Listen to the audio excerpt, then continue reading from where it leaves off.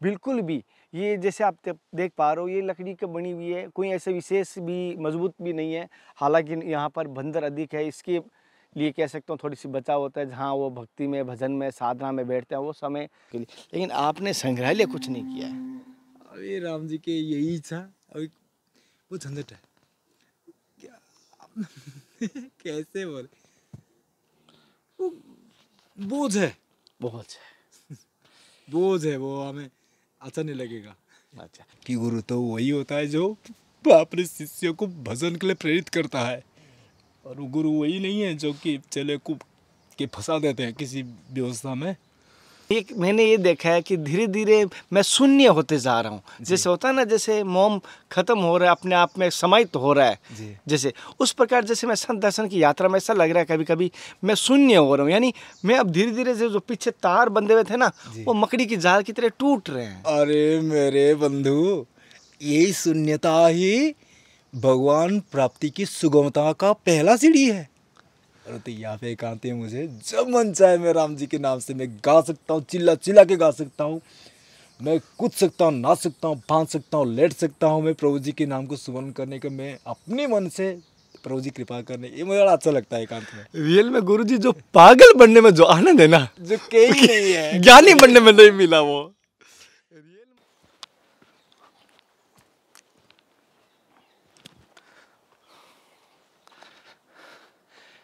नमस्कार साथियों, आपका दोस्त, आपका भाई, मैं कन्हैया शर्मा एक बार फिर आपको धर्म की यात्रा में लगातार दिव्य त्यागी तपस्वी संतों के दर्शन करा रहा हूँ। और चित्रकूट की यात्रा में जैसे कि मैं आपको चित्रकूट के जंगलों के संतों के दर्शन करवा रहा हूँ। अभी मैं जिन संत के दर्शन करवा रहा हूँ उनका नाम है श्री राघवेंद्र दास जी। जी हाँ, वो जंगल में एक कच्ची कुटिया, जहाँ पर बिल्कुल भी ना के बराबर कोई व्यवस्था नहीं है, और उनसे हम सत्संग लेंगे। वो गुरु के परी भक्ति उनकी देखकर मेरा मन गदगद हो गया, क्योंकि मैं पहले संतों से परमिशन भी लेता हूँ, उसके बाद ही मैं उनके पास जाता हूँ। तो दूसरी बार जाता हूँ तब आपको पता चलता है कि कैमरा वीडियो बनता है, सीधा जाते ही ऐसा कभी होता नहीं है। और सभी से कहूँगा, धर्म की यात्रा आपको किस प्रकार लग रही है मुझे ज़रूर बताना। चलते विष्णु, आजा।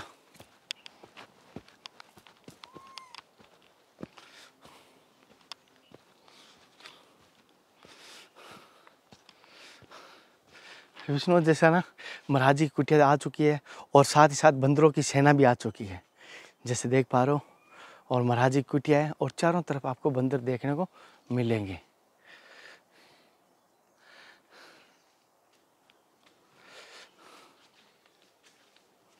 जैसे आप देख पा रहे हो महाराज जी की कुटिया, और बड़ी विचित्र और दुर्लभ दर्शन आपको करवाने की कोशिश कर रहा हूँ। बिल्कुल भी। ये जैसे आप देख पा रहे हो, ये लकड़ी की बनी हुई है, कोई ऐसे विशेष भी मजबूत भी नहीं है। हालांकि यहाँ पर बंदर अधिक है, इसके लिए कह सकता हूँ थोड़ी सी बचाव होता है। जहाँ वो भक्ति में, भजन में, साधना में बैठते हैं वो समय अन्य जो हमारे जैसे सांसारिक चीज़ें मांगने वाले उनको परेशान ना करे, इसी उद्देश्य से उन्होंने ये थोड़ा सा होता है। जैसे कि साथियों, ये दृश्य आप देख पा रहे हो, आपको पहले तो हम बाहर से कुटिया दिखा रहे हैं, विष्णु भाई आपको कुटिया दिखा रहे हैं। आप सभी की सपोर्ट से हम ये संघर्ष कर पाते हैं, आप सभी की प्यार की वजह से हम ये जंगलों में दर्शन कर पाते हैं। आपके आशीर्वाद भी की आशा रखते हैं, जैसे आप देख पाएंगे।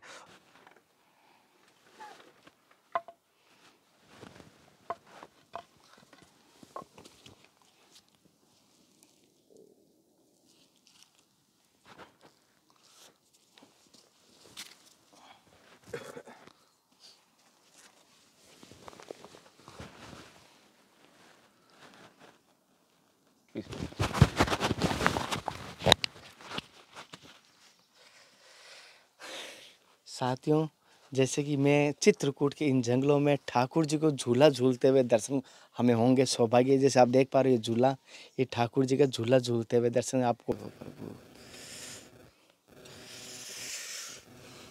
और ये नर्मदेश्वर भगवान। अच्छा। और ये वहीं से आए? नहीं, ये तो नर्मदा मैया, नर्मदा मैया से। जी। साथियों, जैसे कि मैं पहले महाराज जी की कुटिया दिखाता हूँ, कच्ची सी कुटिया, जैसे आप देख पा रहे हो, पूरा का पूरा कच्चा है, और थोड़ी सी जाली लगा दी, और बाकी कुछ नहीं है। इधर पूरा मिट्टी है, नीचे दिखा ना, पूरा मिट्टी है, और लाइट नहीं है। जैसे ये लैंप है महाराज जी का, थोड़ा सा लैंप है ये, जिससे सौर प्लेट से ऊपर से चार्ज हो जाता है, ये ऊपर से चार्ज हो जाता है, ये जल जाता है। इस प्रकार। बड़ा महाराज जी छोटी सी कुछ नहीं है, महाराज जी की इतना बड़ा सामान भी नहीं है, रसोई भी नहीं है, कोई भंडा भंडारण भी नहीं, महाराज जी की इतनी सी है, ये है और ये है, बस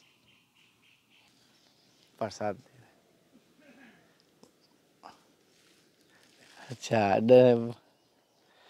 शाम को ये गंगा जी क्या ना, हाँ, गंगा जी चाहे अंधेरी शुक्ल पक्ष हो कृष्ण पक्ष हो, ये विचित्र प्रकार की रोशनियाँ प्रकट होते हैं। ये गंगा जी के जल भी जो रंग जो है वो समय के हिसाब से बदलता रहता है। और रात को तो बड़े आनंद आता है कि जब चंद्रमा उदित होते हैं और गंगा जी इतना शोभामान होते हैं कि मन करता है कि बाहर ही बैठे बड़ा आनंद ले यहाँ पे करके। अच्छा जी इसी में तो महाराज जी एक बार मेरा प्रणाम वापस। अरे राम जी हो प्रभु, हे राम राम राम। अरे महाराज जी, बड़ा अच्छा लगा आपके दर्शन करके, बड़ा सौभाग्यशाली माना। अच्छा महाराज जी आपने ज़्यादा, मैं देख रहा हूँ एक छोटी सी ज़्यादा कुछ संग्रहालय नहीं किया हुआ आपका कुछ, मैंने एक चीज़ देखा, बाकी तो नहीं कहना चाहिए, बहुत सारे संग्रहालय करते हैं कि मैं ये आएगा उनके लिए, लेकिन आपने संग्रहालय कुछ नहीं किया है। अरे राम जी के यही था, अभी वो झंझट है क्या कैसे बोले, वो बोझ है, बहुत है। बोझ है, वो हमें अच्छा नहीं लगेगा। अच्छा महाराज जी आपकी दिनचर्या कैसे रहती है सुबह से शाम तक की? 4 बजे जग जाते हैं, फिर स्नान ध्यान करके फिर जैसे राम जी की इच्छा से फिर चल रहा है। अच्छा साथियों, जैसे कि महाराज जी की कुटिया दिखा रहा हूँ, ऊपर एक प्लास्टिक है, पूरी की पूरी कच्ची कुटिया जैसे आप देख पा रहे हैं। हालांकि मुझे एकांत सेवा में मुझे बड़ा आनंद आता है, तो मैं चाहता था कि हमेशा गुरु जी की सेवा जो है मैं पूर्ण लगन से, तन से, मन से, धन तो है नहीं, यही धन हमारा राम राम धर्म है, इसी से हम भगवान गुरु जी सेवा करें। पर गुरु जी सोच तो होते ही फिर गुरु जी मुझे डांट पट करके फिर यहाँ भेज देते हैं, भाग जाओ चित्रकूट। तो हमने पहले पहले सोचा कि गुरु जी सब क्या कर रहे हैं, ऐसे तो नहीं गुरु जी के मन में कहीं और कुछ इच्छाएं कुछ और कुछ होगा। तो बाद में संतों ने कहा कि गुरु तो वही होता है जो अपने शिष्यों को भजन के लिए प्रेरित करता है, और वो गुरु वही नहीं है जो कि चले को के फंसा देते हैं किसी व्यवस्था में। तो मुझे बड़ा आनंद होता है, लेकिन गुरु जी की इच्छा मुताबिक भजन तो हो ही नहीं रहा बिल्कुल। तो उन्हीं कृपा की सहारे, राम जी की, माता गंगा जी कृपा की सहारे जैसे तैसे होके राम जी कृपा पे चल।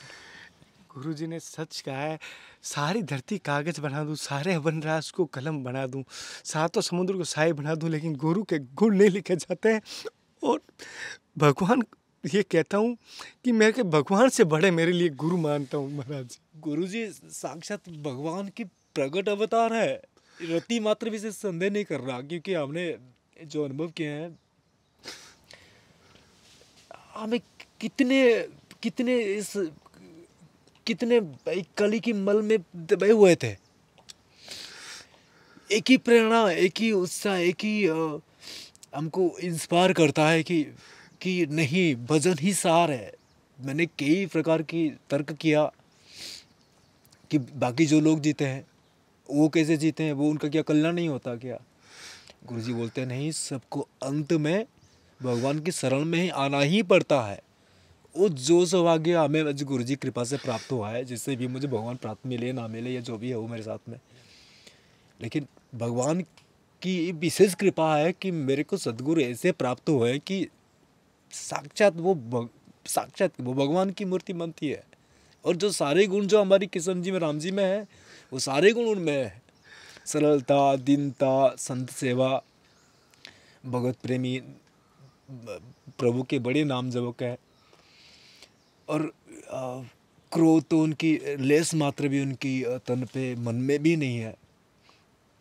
पर वो मेरी अज्ञानता है कि कभी कभी हमारे मन में भी ऐसे दुर्भावना, दुराग्रह भी उत्पन्न होता है जो हमको पीछे खींच के ले जाता है।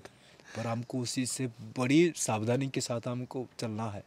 कभी कभी ऐसा मन करेगा कि हम कहाँ फंस गए, क्या हो रहा है, हम कहीं समय व्यर्थ नहीं जा रहे, परंतु वो गुरु जी की वो महान कृपा है कि जो हमें भगवान भजन के लिए प्रेरित करता है। ऐसे गुरु ही वो कि कई और हमारे में अभी भगवान, ये शालिग्राम भगवान है, ये साक्षात प्रकट भगवान है। हाँ। गुरु साक्षात भगवान प्रकट भगवान है।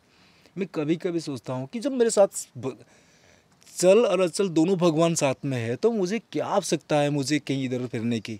तो शांत जगह पर यही मुझे शांत प्रतीत होता है, यहीं पे बैठ के माता जी की शरण में जितना हो सकता है उतना प्रभु जी के स्मरण करने की चेष्टा करता है। महाराज जी, गुरु एक चीज़ जानना चाहता हूँ, मन में आती है आपसे, मुझे वो लगता है कि मैं, एक होता है ना घायल की गत घायल जाने जे कोई घायल होए, तो मेरे मन में मैं भगवान से ज़्यादा किसी राम जी को, कृष्ण जी को, महादेव को सब में एक रूप में देखता हूँ। जब कोई ध्यान करता हूँ ना, मैं राम जी का ध्यान नहीं कर पाता हूँ, मैं गुरु का ध्यान करता हूँ।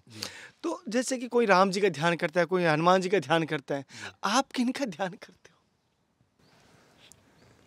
राम जी, ये तो बड़ी रहस्य गुप्त की बात है। वैसे मैं ध्यान करने से पूर्व श्री गुरु जी महाराज का ध्यान करके उनसे आज्ञा और उनसे कृपा प्राप्त करता हूँ कि मेरे को कृपा करें कि मेरी भजन हो जाए। तो हम ध्यान में मैं भगवान की लीलाओं का, उनकी अर्चनाओं का, उनकी वंदना का, कीर्तन का मैंने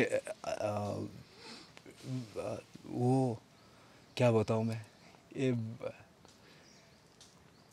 जब मैं हतोत्साहित हो जाता हूँ या तो अपनी अंतकरण में मैं अपनी एक टीम बनाता हूँ, 15-20 लोगों का टीम बनाता हूँ। उसी टीम को अंदर हम कीर्तन करते हैं, प्रभु जी को स्थापना करके। मेरे ठाकुर जी सीताराम जी वहाँ पे आसन में विराजमान होते हैं। मैं फिर अपनी टीम का साथ तरह तरह के संगीत का सुर के साथ नाचते कूदते उनके साथ में चकराते हुए परिक्रमा करते हैं, उनको कीर्तन करता हूँ। उनको 555 प्रकार के व्यंजन जो है वो उनको प्रसाद पे पवाने का प्रयास करता हूँ। प्रभु जी के श्रृंगार करता हूँ। और उससे ठाकुर जी बड़ी प्यारे हैं, बड़ी प्यारे ठाकुर जी हमारे। छोटी छोटी बनलताओं की पुष्प मंजरियाँ लेके उनको श्रृंगार करूँ, उनको सजाऊँ, उनको संवारूँ, उनको बढ़िया मुकुट धारण करूँ, उनको कभी कभी चुटकुले भी सुना दूँ। उनको तरह तरह का मैंने ठगने की बहुत प्रयास करता हूँ। कभी नारी बन के आता हूँ, कभी नर्तकी बन के आता हूँ, कभी किसी प्रकार के आके पीछे से कभी आँख मूंद लेता हूँ, कभी चुटकी मार लेता हूँ। तो मुझे आनंद आता है उनकी लीलाओं का ध्यान करने में। ठाकुर जी की लीला का ध्यान करना बड़ी आनंद देता है। जैसे कि गुरु जी, आप मानसिक लीला का दर्शन करते हो, मानसिक लीला आप उनके साथ करते हो। अगर आपके स्वयं जी। अगर ठाकुर जी आए तो आप ठाकुर जी को कौन सा भजन सुनाना चाहोगे? अगर स्वयं आपके ठाकुर जी किसी न किसी रूप में आए तो कौन सा भजन सुनाओगे? ये भगवान, मैं तो ठाकुर जी के लिए भजन ही भजन लिखा हुआ इसमें पूरा। उनकी स्तुति के मंदाकिनी माता से लेकर तरह तरह की मैंने भजन लिखा मत। ओहो, मैं तो भजन ये तो सब लिखे हैं पर लेकिन आपके मतलब एक हृदय से निकलने वाला हो। तू ही मोरा राम सरस अधिकारी, तू ही मोर राम सरस अधिकारी, चरण तुम्हारे कब जाऊँ ना बिसारी, है हरि कृष्ण हरि राम हरि है मुरारी। उनकी चरण को छोड़ के मुझे कहीं जाने का मन नहीं करेगा। उनकी मैं अगर मिल भगवान तो, अगर भगवान तो है मेरे साथ में है तो कोई प्रकट में मिले मुझे कुछ आश्चर्य नहीं होगा। वो आश्चर्य नहीं होगा, जैसे आपसे बात करो मैं उनसे ऐसी बात करूँगा। महाराज जी, धीरे धीरे ये क्या होता है कि संगत का असर तो हर जगह दिखाई देता है, लेकिन ये मैंने ये देखा है कि धीरे धीरे मैं शून्य होते जा रहा हूँ। जैसे होता है ना, जैसे मोम खत्म हो रहा है, अपने आप में समाहित हो रहा है, जैसे उस प्रकार जैसे मैं संत दर्शन की यात्रा में ऐसा लग रहा है कभी कभी मैं शून्य हो रहा हूँ। यानी मैं अब धीरे धीरे जो पीछे तार बंधे हुए थे ना, वो मकड़ी की जाल की तरह टूट रहे हैं। अरे मेरे बंधु, यही शून्यता ही भगवान प्राप्ति की सुगमता का पहला सीढ़ी है। अभी भर दो उसमें, भगवान के प्रेम के रस में बूंद बूंद लाकर उसे भर दो। अरे भगवान की वो छेल छबीले छटाओं को निहार कर उसको उसी में भर दो। भगवान की जो सुमधुर गुण है, जो नाम है, जो रस है, जो लीला है, उसकी आनंद की तो पारावार है नहीं। उसकी बूंदों को लाके इकट्ठे लाके वो शून्य जगह में भर दो। अरे इतने, ये तो कई सौभाग्यवान पुरुष को ये सब प्राप्त होता है कि उसके हृदय में शून्यता आ जाए। हमारे हृदय के अंदर शून्यता नहीं है, जिसके कारण हम कभी कभी भगवान की जो दिव्य अनुभूतियों को हम संचित कर नहीं पाते हैं, क्योंकि वो जगह पहले से पूर्ण हो जाता है। हमारी कलिमल की प्रभाव से, विकारों के प्रभाव से वो भरा हुआ रहता है। उसको शून्य कर पाना दो ही लोगों की बस की बात है, गुरु भगवान की और संत भगवान की। संत भगवान की, गुरु भगवान, ये दोनों की कृपा होने से हृदय में शून्यता आ जाएगा, और जब शून्यता आ जाएगा तो सीताराम जीवन में वही तो प्राप्ति का प्रथम लक्षण है। सत्य बात है। जैसे कि आज मैं कहता हूँ श्री राम जी की, गुरु जी की कृपा हुई है, जो मुझे संतों के दर्शन हो रहे हैं। हम संत नहीं है, हम तो संत होने की प्रयास कर रहे हैं, खाली राम जी कृपा कर दे। नहीं, संत तो जो शांत हो गया, जो भगवान की प्रीति में लग गया, मेरे नजरों में तो वही संत है। मुझे तो राम जी जिनको कृपा कर दे वही संत है। जब तक जिनको राम जी कृपा नहीं करेंगे, चाहे कुछ ही प्रयास करे, वो संत नहीं हो सकता। और हमें भगवान कृपा करते हैं, और मुझे संत नहीं बनाया अभी। संत अभी पता नहीं कब बनाएंगे मुझे। जब नहीं, ये महाराज जी आपका गुरु भक्ति का ये प्रतीक होता है कि अपने आप को, जैसे मुझे गुरु जी कहते हैं, तुम अपने आप को गधा कुत्ता सुअर समझेगा तब तक तुम इस मारे शिष्य योग्य है। तो जीवन भर छोटा समझना एक गुरु का मार्ग दिया हुआ होता है। गुरु जी ये मेरे गुरु जी ने मुझे सिखाया कि जीवन भर छोटा बन के रहना। मैं भगवान से पूछूंगा कि प्रभु जी, आप गुरु जी को इतना श्रेष्ठ महान क्यों बना दिया हो? वो उन्हीं का रूप है, वो हमें बस पता नहीं चला, वो दृष्टि नहीं है। क्योंकि गुरु दीक्षा से पहले मैं एक अबोध और नास्तिक था, और जिस दिन से गुरु दीक्षा ली है, घर 1.5 साल से हो गए, हम दोनों भाइयों ने संत दर्शन हिमालय की कंदराओं में, गिरनार के पर्वतों से, नर्मदा के तटों से, वृंदावन की गलियों से, और चित्रकूट की जंगलों से। ए राम जी हो जाओ। अरे प्रभु, आप तो कितने महान संतों के दर्शन किए होंगे आपने। अरे सर, तो सभी न किसी में आज कह रहा हूँ। महाराज एक चीज़ मैं आपसे जानना चाहता हूँ कि जैसे कि आप जंगल में और यहाँ जैसे और जगह रुक के आप यहाँ ठहरे हो, तो क्या कारण से यहाँ आपका ठहरने का कारण हुआ? क्योंकि पानी कहीं ना कहीं एक ऐसी जगह देख के ठहरता है, अन्यथा पानी बहता रहता है। उसी प्रकार मन हर जगह नहीं रुकता, कहीं ना कहीं ऐसी आभास होता है, वही मन ठहर जाता है। मुझे तो एकांत में भगवान की संकीर्तन करना पागलों की तरह मुझे बड़ा अच्छा लगता है। अभी क्या देखते हैं तो लौकिक दृष्टि से मेरी उम्र से होने लगा है। इस उम्र में इस सबके सामने या साथियों के सामने अगर मैं कूदूंगा, नाचूंगा, गाऊंगा तो लोग कहते हैं कि पागल हो गया है, तो फिर कुछ नशा करता है, तो कुछ दिमाग से ठीक नहीं है। और तो यहाँ पे एकांत में मुझे जब मन चाहे मैं राम जी के नाम से मैं गा सकता हूँ, चिल्ला चिल्ला के गा सकता हूँ, मैं कूद सकता हूँ, नाच सकता हूँ, भाग सकता हूँ, लेट सकता हूँ। मैं प्रभु जी के नाम को सुमरण करने का, मैं अपने मन से प्रभु जी कृपा करने, ये मुझे बड़ा अच्छा लगता है एकांत में। रियल में गुरु जी जो पागल बनने में जो आनंद है ना, जो कहीं नहीं है, ज्ञानी बनने में नहीं मिला। वो रियल में साथियों, जो पागल बन के रहना है ना, जो कहते हैं कन्हैया तू पागल हो गया, घर त्याग दिया सब, जो आनंद पागल बनने में ना महाराज जी कहीं पर नहीं है। और पागल बनने में नुकसान तो अपना है नहीं। और इसी बहाने ठाकुर जी के रिजर्व, ठाकुर जी को पागल बहुत पसंद है, बड़ा पसंद है। वो ठाकुर जी रिजा है, अरे कभी ना कभी तो आएंगे मेरे कदम से कदम मिलाने, अरे कभी तो अभी मृदंग लेके आएंगे मेरी सुर के साथ ताल मिलाने, अरे कभी ना कभी तो आएंगे। अरे लाखों गोपियाँ को ठाकुर जी ने उनकी क्या क्या बहाना मार के उनके घर में जाके उनके पड़े रहते थे, क्या क्या नटखट लीलाएँ करते थे। तो हम तो उन्हीं की दास है, उनकी अंश है, तो क्या कभी ना कभी तो आएंगे ठाकुर जी। मुझे तो बस ठाकुर जी आए तक एक बार उनके साथ मैंने 2 ठुमके लगाने, ठाकुर जी बड़ी प्यार आनंद देने वाले। जैसे महाराज जी एक छोटी लास्ट में एक बात, महाराज जी आपको यहाँ पर कोई सेवा की कोई चीज़ की आवश्यकता है जिसमें हम हमारे योग्य हो? इसलिए सेवा तो यहाँ पे, हाँ, एक ही सेवा की कमी है। बताइए। मुझे कीर्तन करने के लिए कोई मिलता नहीं है यार।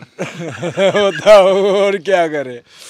अकेले कितना वो था, अकेले कितने गाँव या नाचू कूदा थे, ताल भी मिल जाए, इसीलिए नहीं, सेवा राम जी कृपा से वो भेज देते हैं, प्रेरित कर देते हैं। और हमें अति आवश्यक जो चीज़ आवश्यकता होता है वो राम जी अपने हिसाब से वो कभी ना कभी करा देते हैं। हमें कोई संदेह नहीं होता है कि मेरा कुछ कमी होगा आगे चल के। नहीं ऐसी कोई चीज़ हो जो बाई चांस हम आप किसी को आती नहीं हो चला के, वो कोई जैसे ऐसी होती है जैसे किसी को वो लेके आता है राशन, उसमें अगर नमक की आवश्यकता है वो ना हो तो पूरा राशन व्यर्थ हो जाता है। इस उदाहरण जैसे कोई चीज़ की प्लास्टिक इतना नहीं हो और आपको अगर ईंटों का भार ला दे, वो प्लास्टिक की कमी दूर नहीं होती, उसी प्रकार कोई सेवा। मुझे तो अभी तक अब तक गुरुजी के शरण में रहा तो गुरुजी ने मुझे राजकुमार की तरह पाला। अभी तो मुझे आवश्यकता कुछ अभी पता नहीं चल पाता कि मेरी क्या आवश्यकता होता है। और भोजन पानी का राम जी कृपा से वो तो जैसे भी हो राम जी कृपा से वो हो जाता है। हाँ,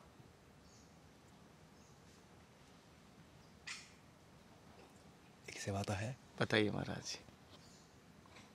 मुझे ना, आप हंसोगे तो नहीं?